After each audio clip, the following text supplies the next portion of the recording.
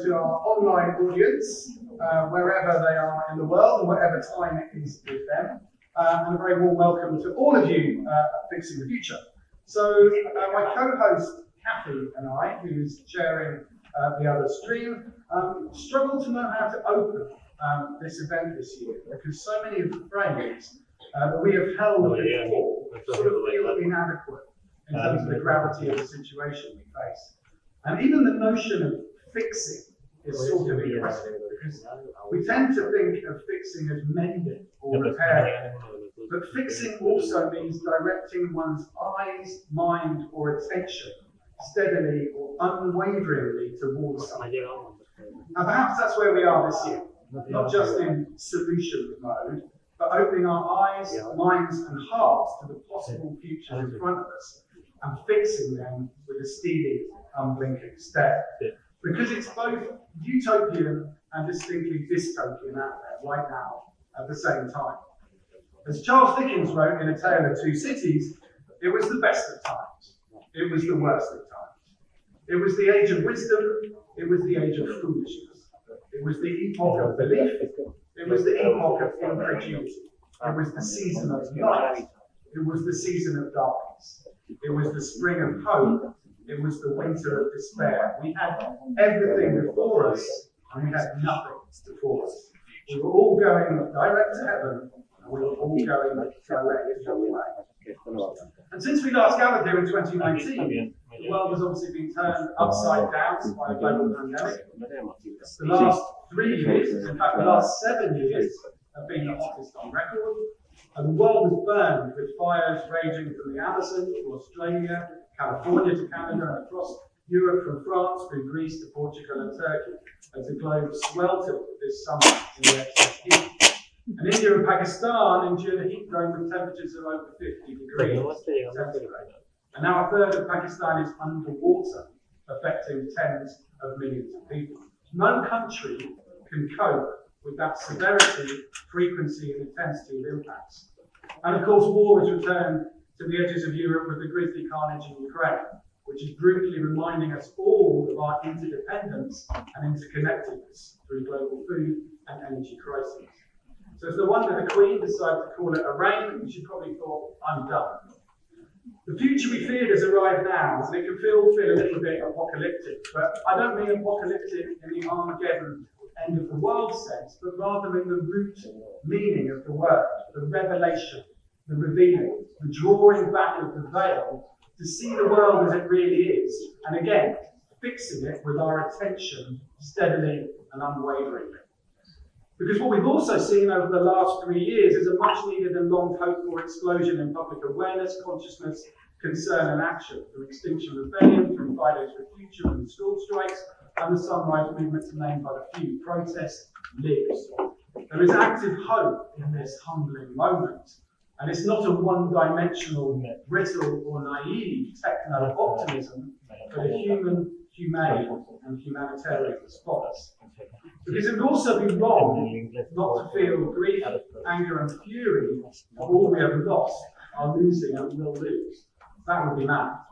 But equally, it would be wrong not to feel joy, care, love and connection for all that we might still do together. Perhaps that's where our collective sanity lies. Yesterday in Barcelona, the founder of Patagonia turned his $3 billion business into a trust. The profits dedicated to protecting the planet in perpetuity. He called it going purpose, not public. Earth is the only shareholder.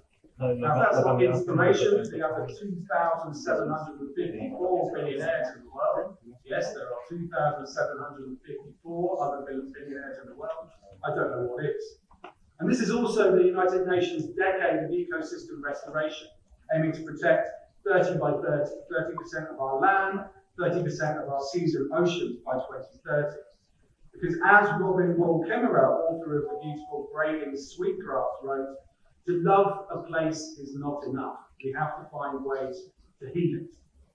And whilst cutting our carbon emissions by 50% by the end of this decade may seem like an impossibly tall order, then the achievability of the target of 1.5 degrees recedes. Every fraction of a degree of climate change matters. And every ton of carbon that doesn't go into the atmosphere now alleviates future human suffering in some way, shape or form. Because these are knife-edge times. Bolsonaro threatens to steal the critical upcoming election in Brazil, Trump style. We have COP27 in Sharm el-Sheikh in Egypt, Africa's COP, kicking off in a few short weeks. Europe is bracing itself for a long winter with punitive energy prices, and Pakistanis are still swimming. But crucially, one thing we do know is that the future is always up for grabs, because it hasn't happened yet. It's unpredictable, maybe, unforeseeable, possibly, but shapeable, malleable, creatable, of that we can be sure. Because what will hopefully flow through the next 2 days, like the lifeblood of the collective body politic, is the energy to do this. What matters right here, right now, is the energy we create together. The friends we make, the perspectives we share, the collaboration we forge. I'll just invite you to take a moment to look around the room, look at each other, catch someone's eyes, share a smile, and make a connection. Because that is what we are here to do. There are so many great people, brilliant projects, bright ideas, bold plans, and all the things in motion are represented here. Think about who you can get involved with, how you can help, what you can contribute, because innovation is incredibly important, but not everything needs to be started anew. This event in part is to help you see what is already happening out there, and how these shining stars of real possibility have up to potential constellations of systemic change. Because we're hopefully waking up as true global citizens in the original sense of that word. Citizen derives from the Latin civitas, city.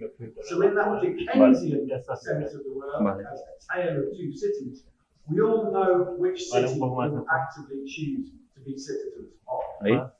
Our citizenship holds in our hearts and minds those who are living in the consequences of our failures to act in time, and stands in resolute solidarity with them. Our citizenship seeks to think and respond in ways that are appropriate and proportionate to the devastating changes in the lives of so many. And our citizenship fixes a steely, determined eye on the future we need and starts working on it today.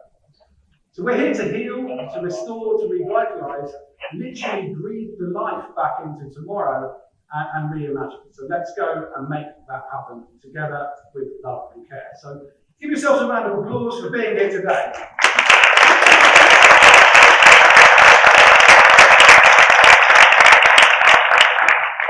So before we move on, there are always colleagues, friends and partners to thank. This event has been created by Abacus and the new education platform Habilis.cat and Abacus of the Future. I want to thank Abacus President Maravillas Rojo for her support, and also to thank our friends and main sponsors, Hola Luz, Aigues de Barcelona, Agencia de Legos de Catalunya, Oxfam, and of course this wonderful venue, TTDP. It is with the help of these partners and our sustainability partner, Emphasis Ebola, that we've taken advice and implemented all we can do to make this event carbon neutral. And that includes speaker travel by train where possible, a zero waste policy, the upcycling of the tote bags, and our team's EcoAlf 50% recycled t-shirts, and of course, balancing the final emissions total through local projects on planning. It's not perfect, but no event can yet be emissions free, but you can see the detail of everything we're doing online, and we welcome suggestions for how to go further in the future. And another thanks must go to the production and technical team who make this event happen. The energy, organisation and passion that goes into creating this are vital ingredients. So thank you Agustina, Sylvia, Santi, Louise, our team of brilliant volunteers and the wonderful technical team here. So now it's time to fix our eyes on the future we need. Keynote speaker is still not here. There is a lot going on these 2 days, so we'll check throughout that everyone is where they want to be and make sure you know what is happening where. As I said, these things are happening in parallel sessions, so I will always flag what is happening in the other room, and if you choose to move, then so be it. So the full programme can be consulted online at all times, and you're free, of course, to come in and out of sessions that most interest you and make the most of the wonderful content across the whole event. Take breaks when you need them, hang out with each other, and get collaborating. Remember also that at the end of the day, you'll have a chance to relax, meet fellow participants and speakers over a drink, and get hold of signed copies of books by many of the brilliant authors here today. And that's going to be happening after the last sessions in the main hall. So don't miss out on that. And there'll be a closing drinks reception tomorrow too. We might be starting in a moment with our opening keynote. We're going to go straight through. Yeah. Okay. So we are going to start again at 10:30. In here, we will be talking about reimagining cities from the neighbourhood up. So we'll have a session starting here at 10:30. And in the other sala, the Sala Theatre, there will be a biodiversity keynote from the young conservationist Bella Lack and Lucy Gillespie. And also in the Sala Raval, also upstairs, there's a world-exclusive screening of the documentary for tomorrow, starting at 10:30. So we will reconvene here in about 15 minutes, at 10:30, for recreating and reimagining cities from the neighbourhood up. And I will introduce that session in 15 minutes. So stay here if you want to go to that. We'll move to the other salas if you want to do biodiversity or the screening of for tomorrow. I'll be back. Thank you very much.